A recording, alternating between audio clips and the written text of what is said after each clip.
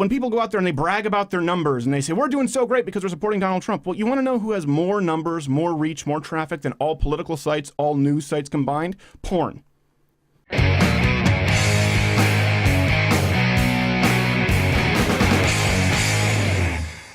me get into media here. And this is a problem that I have right now. I think this is important. Everything that's wrong with media in 2016, and I think everyone will understand there's a kernel of truth here, at least in your own life. This is the first election. Are some polls rigged? Yeah. The RCP average has been remarkably accurate. As a matter of fact, overly generous to Romney and McCain. Particularly Rasmussen and LA Times, there are polls that are skewed right, there are polls that are skewed left. However, the cumulative of all the polls has always been overall right. The last few years. Could be wrong, but I'm not going to lie to you and say that's likely. There's no proof that it's likely yet. There is no proof that all the polls are oversampling at a plus 15 Democrats. That's just not true. The polls right now show that Donald Trump is very behind. Hillary Clinton is starting with about 260 electoral votes, and she needs one or two major states. Trump needs a clean sweep. It could happen. It's probably not likely. This is the first election where when you said, oh man, Romney it's not looking great in the polls, no one said, screw you! You work for Obama! Or McCain, or with Bush. If you said, man, it doesn't look good right now, let's go out, let's canvass, let's help, let's campaign more. People didn't get mad at you for citing a fact. Let me explain to you why that is. It's a phenomenon here with social media. We thought when we got rid of the mainstream media sort of gatekeepers that all of a sudden truth would be available and we'd be able to get our information unfiltered. Instead, we've replaced it with social media corporate overlords who are actually your portal to the internet. And even though they lean left, they have an incentive to only tell you what you want to hear. So do websites. Let me give you an example. You go on, you like content that's pro-Donald Trump or pro-Hillary Clinton, depending where you line up. It says you may also like, right? The algorithm is not based on any of these sites, YouTube, Facebook, Twitter, Instagram. It's not you may also need to hear. You may also need to brush up on. It's you may also like. And so when people go out there and they brag about their numbers and they say, we're doing so great because we're supporting Donald Trump. Well, you want to know who has more numbers, more reach, more traffic than all political sites, all news sites combined? Porn. Kim Kardashian. One Kardashian. Because people love boobs and butts. They love big asses. They love porn. They love naked ladies. So guess what? You can make more clicks. Doesn't mean it's what they need. Doesn't mean it's helpful. In the same bet, people who love, you can bet on people who love Donald Trump. They're going to want to read Hillary's corrupt, the email scandal, Hillary sucks, Bill's a rapist. Anything critical of Trump? No, you're not going to like, you're not going to share. People who love Hillary, Donald Trump's a sexual assaulter, Donald Trump's a pedophile, Donald Trump's corrupt. They're going to, let me give you an example, a tale of two people. A mom, she logs onto Facebook for the first time, she creates a profile this election. Her daughter goes to college. Daughter is Hillary, mom is Trump. Mom goes on, likes Trump's page.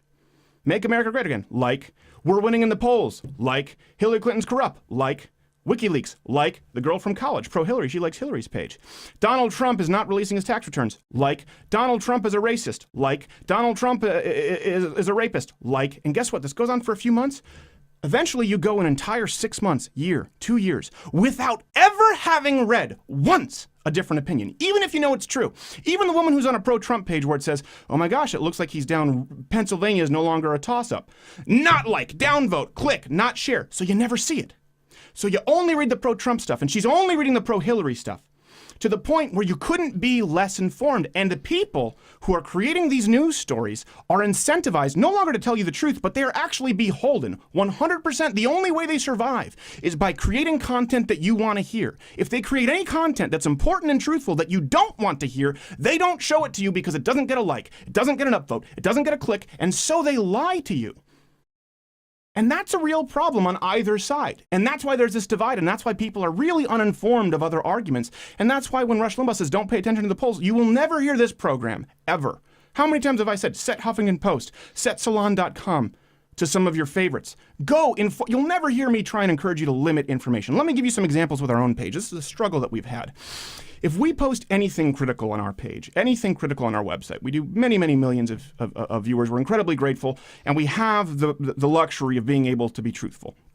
So let's get this up. If we put up a post right here where Donald Trump said he was going to sue the press over negative coverage, this only got about 136,000 reach on Facebook, right? Because it wasn't super pro-Trump, because we didn't like that he was going after the First Amendment.